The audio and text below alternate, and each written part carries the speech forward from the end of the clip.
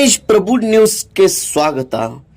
ದೇಶ ಸೇವೆ ಮಾಡಬೇಕು ಎಂದು ಸತತ ಪ್ರಯತ್ನಿಸಿದಲ್ಲಿ ಮಾತ್ರ ನಾವು ಗುರಿ ಮುಟ್ಟಲು ಸಾಧ್ಯವಾಗುತ್ತದೆ ಎಂದು ಡಾಕ್ಟರ್ ಭೀಮರಾವ್ ಕಟ್ಟಡ ಕಾರ್ಮಿಕ ಸಂಸ್ಥೆ ಸಂಸ್ಥಾಪಕ ಅಧ್ಯಕ್ಷರಾದ ಶ್ರೀ ಪ್ರಕಾಶ್ ಹರಿಜನ್ ಅವರು ಹೇಳಿದರು. ಹುಕ್ಕೇರಿ ತಾಲೂಕಿನ ಘೋಡಗೇರಿ ಗ್ರಾಮದಲ್ಲಿ ಅಗ್ನಿವೀರ್ ಹುದ್ದೆಗೆ ಆಯ್ಕೆಯಾದ ಯುವಕರಿಗೆ ಪ್ರಕಾಶ್ ಫೌಂಡೇಶನ್ ಮತ್ತು ಡಾಕ್ಟರ್ ಭೀಮರಾವ್ ಕಟ್ಟಡ ಮತ್ತು ಅಸಂಘಟಿತ ಕಾರ್ಮಿಕ ಸಂಸ್ಥೆಯಿಂದ ಸತ್ಕಾರ ಸಮಾರಂಭದಲ್ಲಿ ಅವರು ಮಾತನಾಡಿದರು. ಘೋಡಗೇರಿಯಲ್ಲಿ ಅಗ್ನಿವೀರಗೆ ಆಯ್ಕೆಯಾದಂಥ ಯುವಕರಿಗೆ ಸನ್ಮಾನ ಮಾಡಲಾಯಿತು.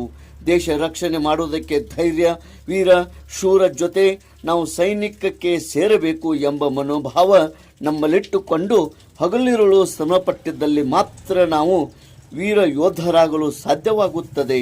ಮುಂದಿನ ಯುವ ಪೀಳಿಗೆಗೆ ನಮ್ಮ ದೇಶ ರಕ್ಷಣೆಗೋಸ್ಕರ ವೀರ ಯೋಧರಾಗಲು ಮುಂದಾಗಬೇಕು ಎಂದು ಹೇಳಿದರು. ಗ್ರಾಮದ ಹಿರಿಯರಾದ ಕಲ್ಲಪ್ಪ ಸನ್ನಕ್ಕಿ, ಬಸವಣ್ಣ ಸನ್ನಕ್ಕಿ, ಮಲ್ಲಪ್ಪ ಸನ್ನಕ್ಕಿ, ಬಸವರಾಜ್ ದೇವರಮನಿ, ಮುತ್ತಪ್ಪ ಗುಣಗೋಳ್, ಬಾಳವ್ವ ಕಾಂಬಳೆ ಮತ್ತಿತರರು ಹಾಗೂ ಗ್ರಾಮಸ್ಥರು ಉಪಸ್ಥಿತರಿದ್ದರು. ಶಿವಾನಂದ್ ಸನ್ನಕ್ಕಿ ಕಾರ್ಯಕ್ರಮ ನಿರೂಪಿಸಿ ವಂದಿಸಿದರು. ತೇಜ್ ಪ್ರಭು ನ್ಯೂಸ್, ಘೋಡಗೇರಿ. ನನ್ನ ಜೋಡ ಎಷ್ಟು ಮಂದಿ ಟ್ರೈನಿಂಗ್ ಮಾಡಿದ್ದಾರೆ, ಎಲ್ಲರೂ ಟ್ರೈನಿಂಗ್ ಮುಗಿಸ್ಕೊಂಡ್ ಬಂದಿವಿ.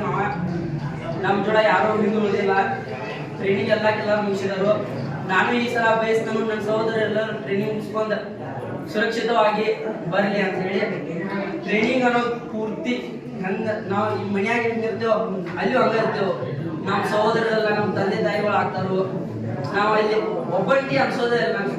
ನಮ್ಮ ಮನ್ಯಾಗ ನಾವು ಫೋನ್ ಹಚ್ತಾ ಇದ್ದಾರೆ, ನಮ್ಮ ನೆನಪಾಗೈತಿ. ಆದ್ರೆ ನೆನಪಾಗೋ ಅಂತಂದ್ರೆ ನನ್ನ ದೋಸ್ತರಲ್ಲಿ ಯಾರೋ ಏನು ತಮ್ಮ ವಹಿಸ್ದಿಲ್ಲ.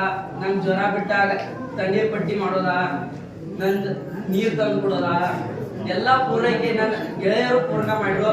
ಇವ್ರಿಗೆ ಹೇಳ್ತಾರೆ, ಇವ್ರು ಒಬ್ಬರೊಬ್ರು ಎಲ್ಲಾರು ಜೊತೆಯಾಗಿರ್ರಿ, ಅಲ್ಲಿ ಹೋದ್ರಂದ್ರೆ ನಿಮ್ಗೆ ತೊಂದರೆ ಏನೂ ಇರಂಗಿಲ್ಲ. ನಿಮ್ ಜೋಡ ಯಾರ್ಯಾರು ನಿಮ್ಗೆ ಸದ್ಯ 5 ಮಂದಿ ಕೊಟ್ಟೆ, ನಾ ಹೋಗೋದ್ ನಾವು ಹೋಗಿದ್ವಿ. ಅಲ್ಲಿ ಆದ್ರೂ 8 ಮಂದಿ ದೋಸ್ತರಾಗಿ ನಾ ಎಲ್ಲಾರು ಒಂದ ಬೇರೆ ಬೇರೆ ಮಹಾ ರೆಜಿಮೆಂಟ್. ನಮ್ಮ ರೆಜಿಮೆಂಟ್ ಒಂದು ವಿಶೇಷತೆ ಏನಂದ್ರ ದೇಶದ ಎಲ್ಲಾ ಭಾಗದವ್ರು ಸಿಗ್ತಾರೆ.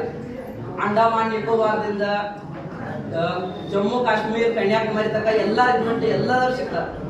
ಆ ರೆಜಿಮೆಂಟ್ ದಾಗ ಎಲ್ಲಾರು ತಂದೆ ತಾಯಿಗೆ ತೆಗಿದ್ದು ನಾವ್ ಒಂದ್ಸಲಾನು ನಿಮ್ ನೆನಪಾಗೈತೆ ಅಂತ ಮನ್ಯಾಗ ನಾವು ಒಂದ್ಸಲಾನು ಹೇಳಿಲ್ಲ.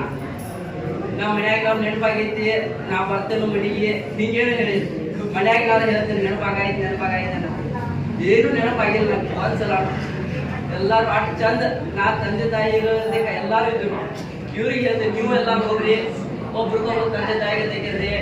7 ತಿಂಗಳ 6 ತಿಂಗಳು ನಿಮ್ಮದು ಎಲ್ಲಾರು ನೀವು ಮನೆಯಾಗಿ ನಾವು ಯಾರು ತಮ್ಮ ಮಕ್ಕಳು ಕೂಡ ಇದೇ ರೀತಿ ಒಂದು ಹುದ್ದೆಗೆ ಸೇರಿಕೊಂಡು ಅಥವಾ ಇದಕ್ಕಿಂತ ಉನ್ನತವಾದಂಥ ಹುದ್ದೆಯನ್ನು ಸೇರಿಕೊಂಡು ಅವರು ಈ ಹುದ್ದೆಯನ್ನು ಸೇರ್ಕೊಂಡಾದಂತ ಅವರು ಸನ್ಮಾನ ಮಾಡ್ಕೋಬೇಕು ಅನ್ನುವಂತಹ ಅವ್ರ ಮನುಷ್ಯನಾಗ ಬರಬೇಕು.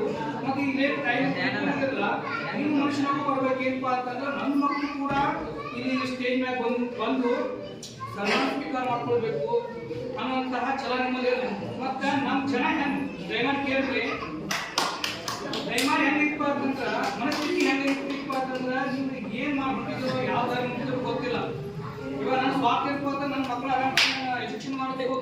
ಬಟ್ ಆದ್ರೆ ನೀವು ಎಜುಕೇಶನ್ ಯಾವ ರೀತಿ ಅಂತ ವಿಚಾರ ಮಾಡ್ಕೊಳ್ರಿ. ಯಾಕಪ್ಪ ಅಂತಂದ್ರ ದಾರಿ ತಪ್ಪತ್ತಾರ ಹುಡುಗರು, ಇವರಿಂದ ಅದು ಒಂದ್ ಸ್ವಲ್ಪ ಕಲ್ಕೋರು ಏನಾದ್ರು ನಮ್ ಹೊಸತನ ಆಗ್ಬೇಕು ನಮ್ಮ ಮನೆ ಒಳಗಡೆ. ನನ್ಗೆ ಆರಾಮ್ಸೆ ನನ್ನ ಮಕ್ಕಳನ್ನ ಎಲ್ಲೇ ಕಾಲ್ಮೆಂಟ್ ಅಷ್ಟು ಹೋಗ್ಬಿಡ್ತೇನೆ. ನಿಮ್ಮದು ಗತಿ ಏನು?